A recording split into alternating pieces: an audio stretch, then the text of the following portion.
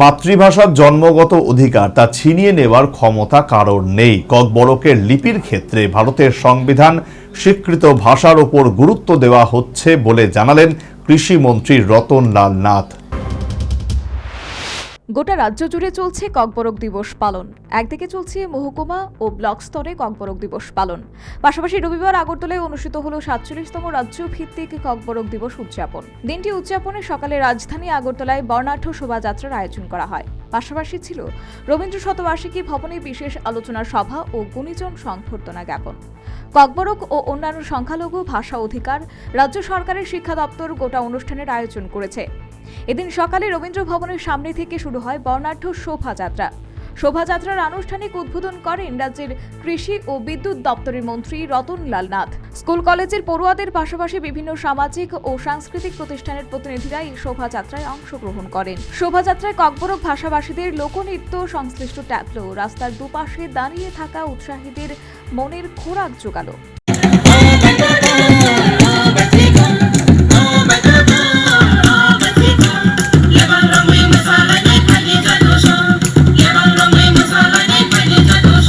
শোভাযাত্রা শুরুর আগে ককবরক লিপি সম্পর্কিত বিষয়ে নিজ প্রতিক্রিয়ায় সংশ্লিষ্ট সাধারণকে আশ্বস্ত করলেন রাজ্যের কৃষি ও বিদ্যুৎ দপ্তরের মন্ত্রী রতনলাল নাথ।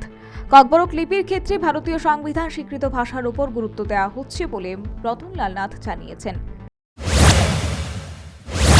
আমরা করব সংবিধান স্বীকৃত যে ভাষা, সংবিধান স্বীকৃত ভাষা এবং স্ক্রিপ্টের মধ্যে রয়েছে। আমরা সাধারণত আমি বলছি, আমরা পারতে, আমি রোমানের কথা বলছি না, আমি পারতে কোনো বিদেশি ভাষাকে ফলো করবো না। আপনারা জানেন ইংরেজি থেকে আমরা আজকে কর্তব্য পথ, আগে আমাদের রাজ্যে ব্রিটিশরা সন্ধ্যার সময় বাজেট অধিবেশন করতো, আমরা আমাদের সরকার আসার পরে এটাকে চেঞ্জ করে দিয়েছে সকাল 11টায়। সেই জন্য আমরা আমরা সংবিধান স্বীকৃত এবং দেশীয় ভাষার উপর গুরুত্ব দিতে চাইছি। এরপরেও যদি আমাদের এক্সপার্ট কমিটিরা বলে এটা করার জন্য নিশ্চয়ই। রাজধানী আগরতলার বিভিন্ন পথ পরিক্রমা করে রবীন্দ্র ভবনে এসে এই শোভাযাত্রার পরিসমাপ্তি ঘটে এবং পরবর্তীতে শুরু হয় বিশেষ আলোচনা সভা। এক্ষেত্রে রাজ্যের কৃষি ও বিদ্যুৎ মন্ত্রী রতনলাল, বিধায়ক রামপদ চমাতিয়া, প্রাক্তন বিধায়ক অতুল দেববর্মা সহ অন্যান্য বিশিষ্টরা উপস্থিত ছিলেন। অনুষ্ঠানে সাংস্কৃতিক পরিবেশনার পাশাপাশি ছিল গুণীজন সংবর্ধনা জ্ঞাপন।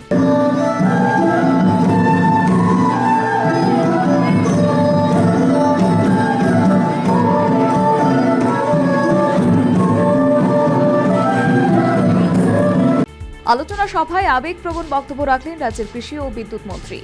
মাতৃভাষা জন্মগত অধিকার, সেই অধিকার ছিনিয়ে নেওয়ার ক্ষমতা কারোর নেই, এমনকি কোনো সরকারেরও সে ক্ষমতা নেই বলে নিজ ভাষণে জানালেন রতনলাল নাথ।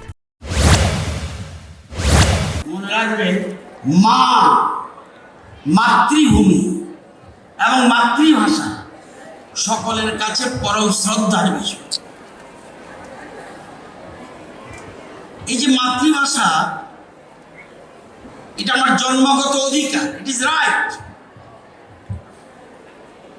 এটা কেউ আমাকে ছিনিয়ে নিতে পারবে না, কোনো গভর্নমেন্ট পারবে না। এটা আমার রাইট। আমি জন্ম হওয়ার সাথে সাথে কেউ বলি মা, কেউ বলে আমার। স্কুলে পড়াশোনার আগে শিশু তার মায়ের কাছে সবচেয়ে আগে স্কুল পড়ে, সবচেয়ে মায়ের কাছ থেকে তার জানে মাতৃভাষা। ককবরক শিক্ষক নিয়োগ, মহাবিদ্যালয় এবং বিদ্যালয়ে ককবরকে বিষয় হিসেবে মান্যতা দেওয়া হয়েছে বলে জানিয়ে বিগত ৬-৭ বছরে রাজ্য সরকার সংশ্লিষ্ট বিষয়ে যে সমস্ত পরিকল্পনা বাস্তবায়িত করেছে তাও নিজ ভাষণে তুলে ধরলেন মন্ত্রী রতনলাল নাথ। আমরা কি করেছি লাস্ট 6-7 ইয়ার্স?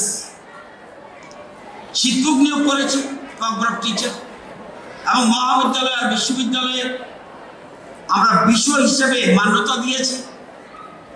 ককবরক দিবস পালন করছি, আজকে আমরা স্টেট করছি, মহকুমা এবং ব্লক লেভেলে হচ্ছে, এবং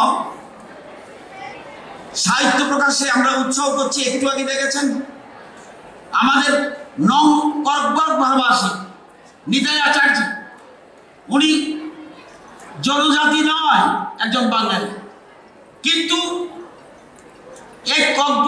ভাষার বিকাশে ওনার অবদান কোনো অংশে কম নয়। সর্বোপরি রবিবার রাজধানী আগরতলায় বর্ণাঢ্য শোভাযাত্রা, বিশেষ আলোচনা সভা, সাংস্কৃতিক পরিবেশনা ও গুণীজন সংবর্ধনা জ্ঞাপনের মাধ্যমে ৪৭তম রাজ্যভিত্তিক ককবরক দিবস উদযাপিত।